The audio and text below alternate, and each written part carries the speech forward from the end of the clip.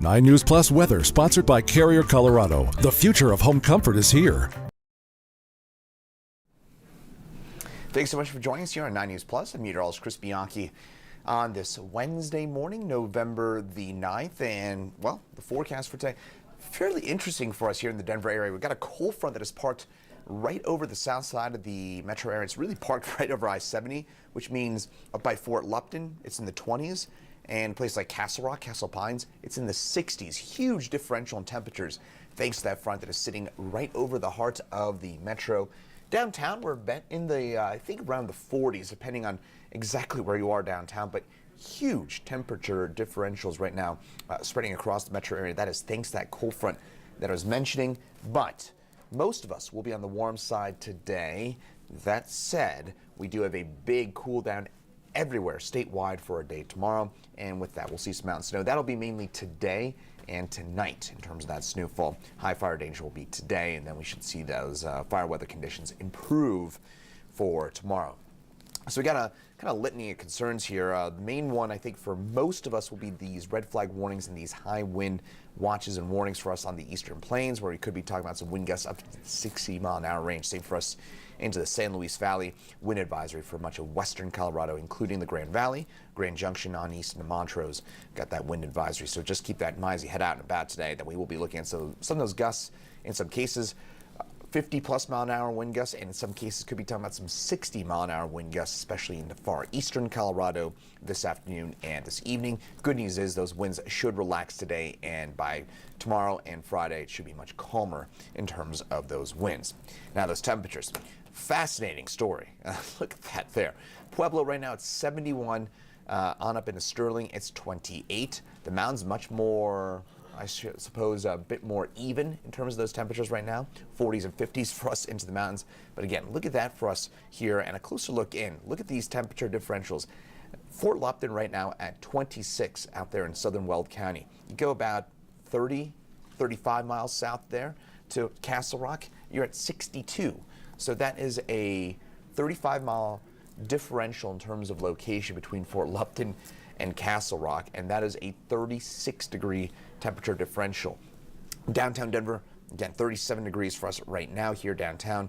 You go down to Castle Rock, again, 20, 25 miles, and you're talking about temperatures 25 degrees warmer at 62. So that is thanks to that cold front that is sitting right over I-70 and that is leading to those just a huge gap, I should say, in those temperatures. Now tonight, we do get a cold front that moves its way on through. That will drop our temperatures down into the upper teens for a low overnight tonight and to early tomorrow. Sunset today, by the way, of course, 4:48, and those winds out of southwest at 10 to 20 miles an hour. We will top out in the 40s, 50s, and 60s today, this afternoon, but that's depending on exactly on which side of the front you are. It's going to be a tricky forecast, but at DIA, you may not get out of the 30s today, but you go down to Castle Rock, you may warm on up to around 70 degrees. Winter weather advisory for us into the mountains in that teal shading. That's where we're looking at a widespread 4 to 8 inches worth of snowfall. Most of that already underway in far western Colorado, but we'll see some of that snow move its way into the central mountains later on this afternoon and this evening. That's when I'm expecting those highest impacts from the snowfall. So Highway 40, I-70 will be seeing some of that snowfall, especially, again, you get above 8,000 feet in elevation, and that's where that snow could really come down quickly and lead to some travel woes this afternoon and tonight. By the way, fascinating as you look at HD Doppler radar here, two big things to pick out. One, of course, that snow moving on in from the west, but two, you can see that cold front there across the northeastern part of the state and how stagnant it is. Sterling, Holyoke seeing some of that low cloud cover thanks to that cloud bank from that cold front, and then you get from I-70 on south, and it's perfectly clear and also much, much warmer. So there's a look at that front. You can see it there on the HD Doppler radar. So walking you through the next couple of hours, again, that snow moves its way from west to east. It travels on I-70, and that means come 5, 6 o'clock, Vail Pass is going to be a nasty drive. Same for us on up by Rabbit Ears Pass, as well as down through the Eisenhower Tunnel. Eventually, some of that snow makes its way into southern Colorado as well. Red Mountain Pass and Monarch Pass will be tricky, and Highway 50. Everybody's seeing some of that snowfall by this afternoon, this evening. The good news is, in terms of those travel impacts, those travel woes will be mainly this afternoon and tonight. But come tomorrow morning, and it'll be much, much calmer for us with just a few leftover snow showers for us in some of the near mountains, and then we'll see that snow gradually fizzle on out as the day wears on. So how much can you expect, as we were talking about with those winter weather advisories? I think we're looking at, generally speaking, 4 to 8 inches of snow for most of the mountains.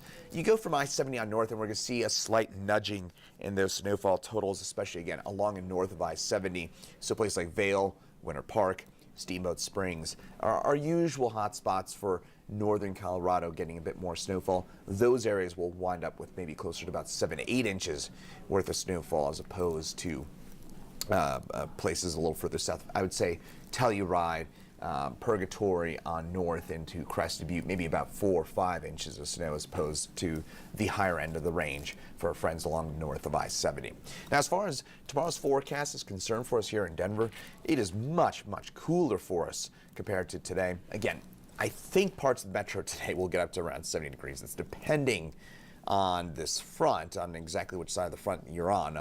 A fun day of forecasting. Let's leave it at that for us for today. But tomorrow, everybody can be on the much colder side. We start off in the upper teens, low 20s, and we'll only warm on up into the mid 40s for us. And that's if we're lucky tomorrow here into the Denver area. That's assuming we get a fair bit of sunshine. I think we will get up into the mid 40s, but again, not exactly a mild day for tomorrow, and the mountain's much colder as well. Highs just in the 20s and 30s. Reminder, we're in the 40s and 50s there today, and a few spots even in the higher terrain could get up to 60. So big drop in those temperatures across the state for tomorrow, and that will continue. So this cool down that we're going to see after today, it's going to last for quite a while. Our average high for this time of year, about 56 degrees. So when we're looking at these temperatures, these temperatures mainly in the 40s for the next 7 days, this is well below average for this time of year. We're talking close to 10 degrees below the norm on Friday with a high of just 39 degrees. We're closer to about 15 degrees below average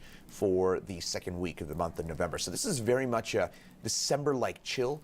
Our lowest average high temperature of the year, by the way, fun fact, is about a month away. Normally it's the middle of December that, in terms of average high temperatures, our coldest week or weeks of the year, usually in the middle of December, and that's when we top out on average in the mid 40s. So again, when you're looking at these highs in the mid 40s for the next 7 days, that's pretty comparable to our coldest on average stretches of the year. So this is pretty chilly stuff, no doubt about it. A very winter-like feel to that forecast.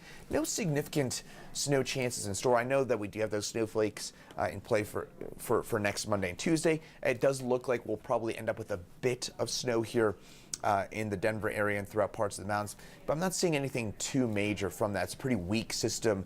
It's a fast mover as well, and it looks like there'll be Monday, maybe Tuesday, when we see the impacts from that. But at this point, I was just taking a look at some of the computer models. It doesn't look all that impressive. So I've gotten a few questions about that on social media. I know everybody, it's the time of year where we start getting excited about that snow and those snow chances. But for us here in the Denver area, I wouldn't exactly be banking on a big snowstorm from that one. I think we'd be lucky to get an inch or two from that based on the looks of things right now. That, of course, can change. And if so, of course, we'll keep you posted at the very latest. And also, meteorologist Greg Perez will have more for you coming up at 9 News at noon. Chief Meteorologist Kathy Sabin's in at 4 and 5, and then Meteorologist Lauren Robinson's in at 6, 9, and 10 tonight on the 9 News family of networks. Once again, I'm Meteorologist Chris Bianchi, and thanks for joining us here on 9 News Plus, and have a great rest of your Wednesday.